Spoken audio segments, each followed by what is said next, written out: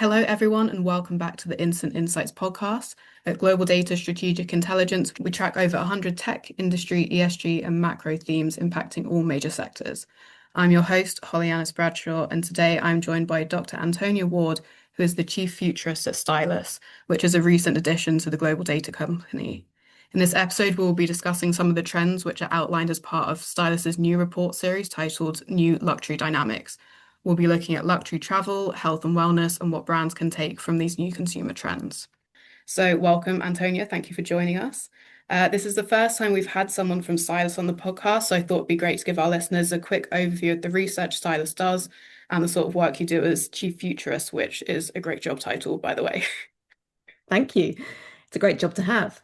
Stylus is a consumer trends intelligence business. So we work with over 500 of the world's biggest brands and agencies to just help them understand where consumers are heading and why it matters. So what future consumers are going to be like, what they're going to want in terms of products and services, and how to reach them through marketing and engagement. So if you're used to thinking about the world through data, we're kind of the layer underneath the changing values, behaviors, cultural forces that explain, why numbers are moving in the way that they do. And of course, as part of GlobalData, when we bring that consumer foresight together with hard analytics, the picture is sharper than ever. As to my work as a futurist, at its core, it's the same as all of our work at Stylus. I lead our advisory team, but we're always turning signals into strategy, helping businesses spot opportunity early, helping people de-risk decisions and help them build for futures that haven't happened yet. If you want a quarterly view into what I'm tracking, I have a newsletter and you can get it by emailing innovation@stylus.com and we'll add you to the list, or registering at stylus.com/advisory newsletter. What we'll talk about today is an example of how we do all of this, not only looking at how consumers are changing, but also how consumer expectations and demands are changing and how trends move across sectors and categories. Well, it all sounds like a really amazing addition to GlobalData. So the upcoming Stylus report series focuses on new luxury dynamics across multiple different sectors and industries. I thought it might be a good place to start with an introduction to what you mean by new luxury. The Stylus reports have described the wealth ladder splintering. So can you tell us the difference between how these wealth tiers behave and how brands and services can interact with these different types of consumers? For sure. I mean, this is an uncomfortable truth for many luxury brands and one that some are still refusing to engage with. There's no point talking about the affluent consumer. It's no longer a useful word. It's like calling everyone who owns a car a driver, or every woman between 40 and 60 menopausal. There's some technical accuracy there, but it's got limited use. What we're actually looking at are at least three completely different kind of psychological species occupying the same tax bracket.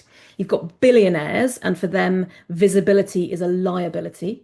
So 81% of luxury property agents already say that privacy, security are the top buyer concern for this group. So these people aren't buying yachts to be seen on yachts, they're buying anonymity at scale. Demand for private vaults is up 120%. Members clubs are vetting entrants better than the intelligence agencies are doing it right now. The point of that expenditure is that you can't see that expenditure. This is different from the second tier, which is the multi-millionaire tier. They are in legacy building phase. They want the right rooms, the right relationships, the right cultural affiliations. They want to spend $29,000 a night on a suite at the Amman new yacht. They want Equinox's longevity program, which costs $40,000 a year and has a 1,000-person waiting list. For this group, scarcity is part of the product, and you can bet that Equinox knows exactly how long to keep its waiting list that way. And thirdly, which is the one that often catches brands off guard, is the 680,000 new millionaires that are minted every year.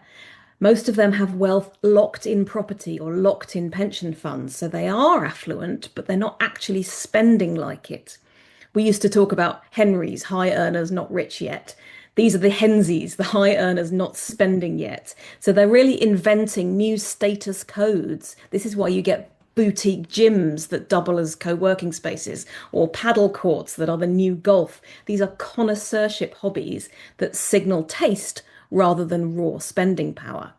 So when we talk about new luxury, we're talking about how brands have to stop treating these groups as one segment and really speak to them very differently. And then they also have to understand the other variables affecting the luxury sector. such as 36% of billionaires have relocated at least once. Among the under 54s, it's 44%. So you've got governments in Italy, in Florida, Switzerland, in Gulf states who want to attract these people, effectively running luxury consumer acquisition strategies.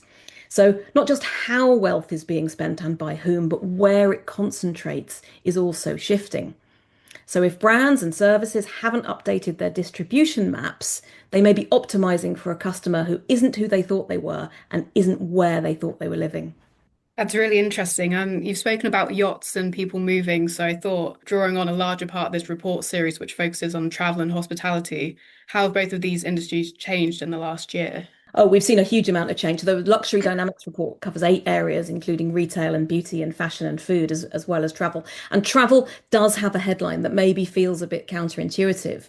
Overall luxury spending was flat in 2025, but luxury hospitality grew 3%, and luxury hotels, ultra luxury hotels specifically, saw revenue per room up at over 10%, so more than 3 times the broader hotel sector.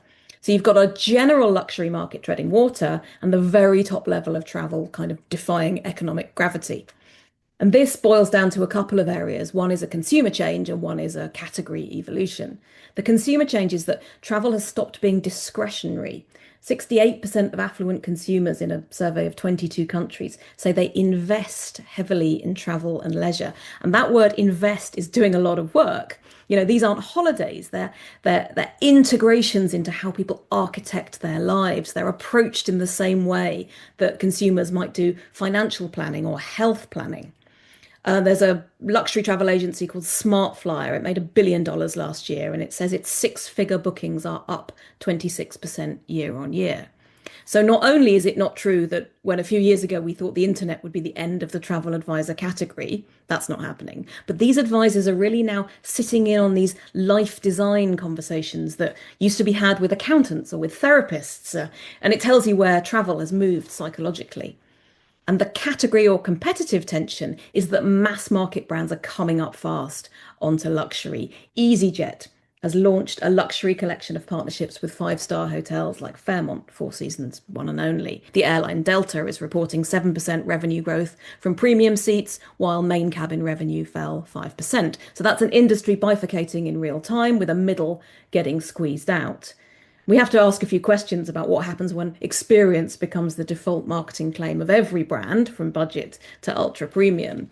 But we definitely see these movements not just in travel, but also in luxury retail. And we have to think about experience inflation and how brands that don't have a more specific answer than we sell experiences are going to find out the hard way that they have to do something else. Well, speaking of experiences, I saw that Stylus seeing a rail and cruise renaissance. I know for me as a kid, the Orient Express was bucket list idea. So I was wondering, how commercially sustainable do you think these kinds of travel journeys are? Some of them can last 100 days long. I know there's one at the moment that's a year-long cruise, if maybe even longer. So how are these commercially viable to last that Yeah, long? Yeah. it's so interesting. The 128-day cruise, I mean, imagine the packing. A 100-day round the world by luxury train trip that cost £113,000 sterling and sold out immediately. And yeah, when we saw those numbers at first, we thought, who does this? And then we realized that that's kind of the wrong question. The right question is, what has your life become that 128 days on a ship sounds like a good idea? Because the luxury cruise sector grew 10% to 6.9 billion euros last year. It's outpacing the broader luxury sector.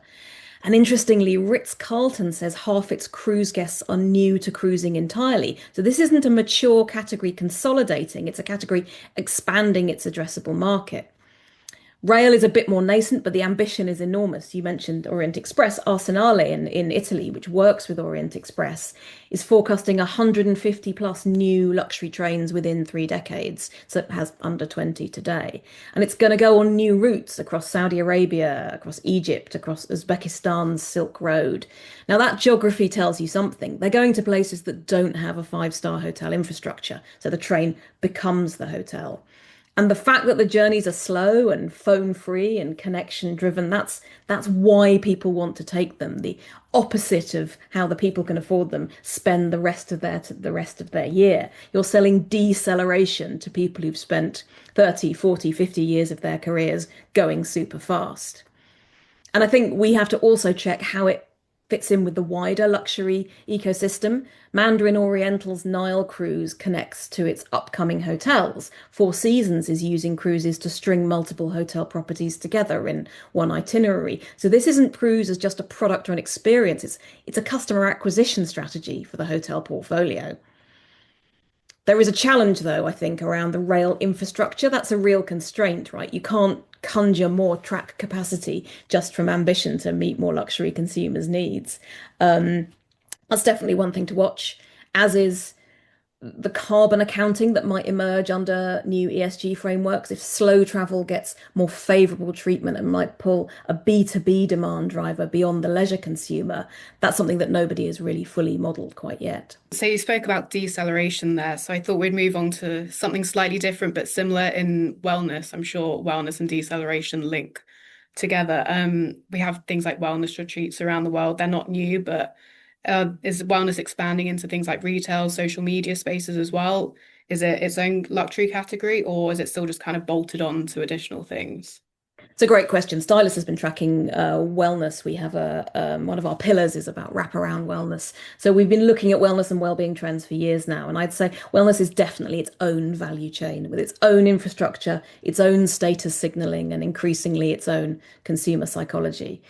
We can see this shift happening in real time. Full body MRI scans are something that are being booked as leisure ritual. I don't know about you, but I'm continually being sold this on Instagram rather than being something that your doctor referred you to. And that's wellness as a luxury category. We see these brands like Ezra in the UK and Prenuvo in the US turning clinical diagnostics into a status experience.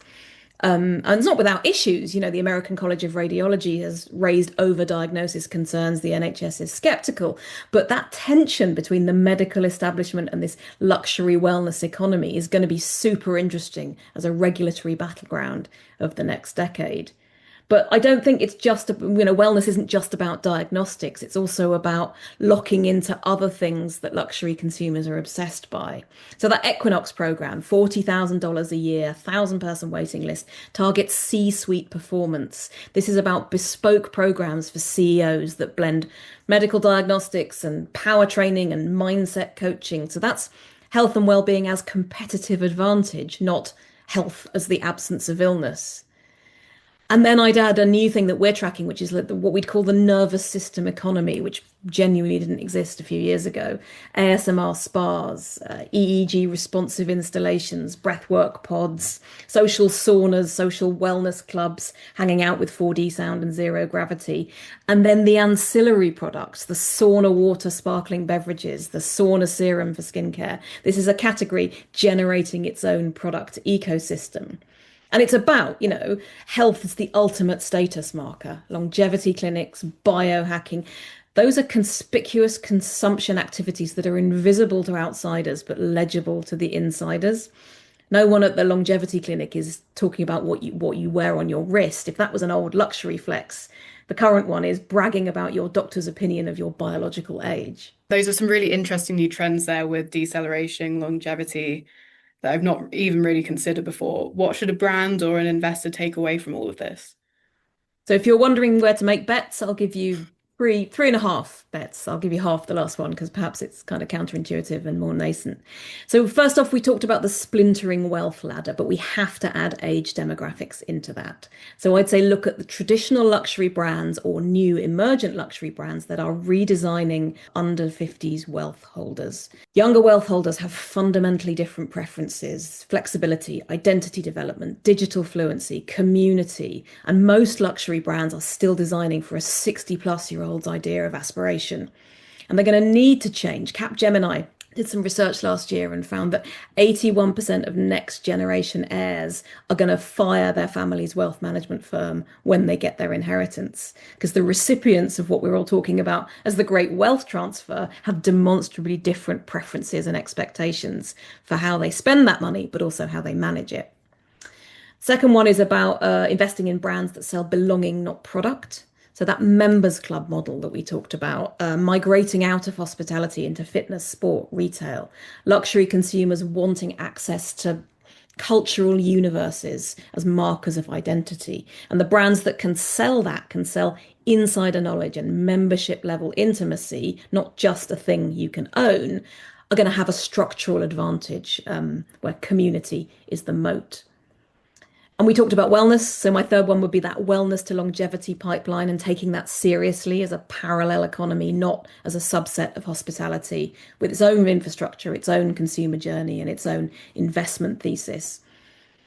I think this is where health to performance is going to generate brands, change real estate, and technology plays simultaneously. I mean, to link to my first point, to win and retain clients, wealth management firms are bolting on lifestyle advisory services, including medical concierges and health and wellness. And my half bet, which is early stage, but I think worth watching, is about ecological stewardship as luxury leisure. So think about haute horticulture, regenerative farm retreats, beekeeping, slow living, signaling taste and time affluence. Basically, anything David Beckham is doing on his Instagram right now is where we're at. It's a world where in a world where busy has always been the default status signal, this is about choosing slowness as its own form of luxury. I wouldn't bet your whole fund on it, but I'd definitely keep watching this area. Well, those are some really amazing instant insights for us, Antonia. You can find out more about our global data and Stylus reports in the episode description, and we'll also link to Antonia's newsletter. And thanks all for listening. And from us at Strategic Intelligence, see you next time.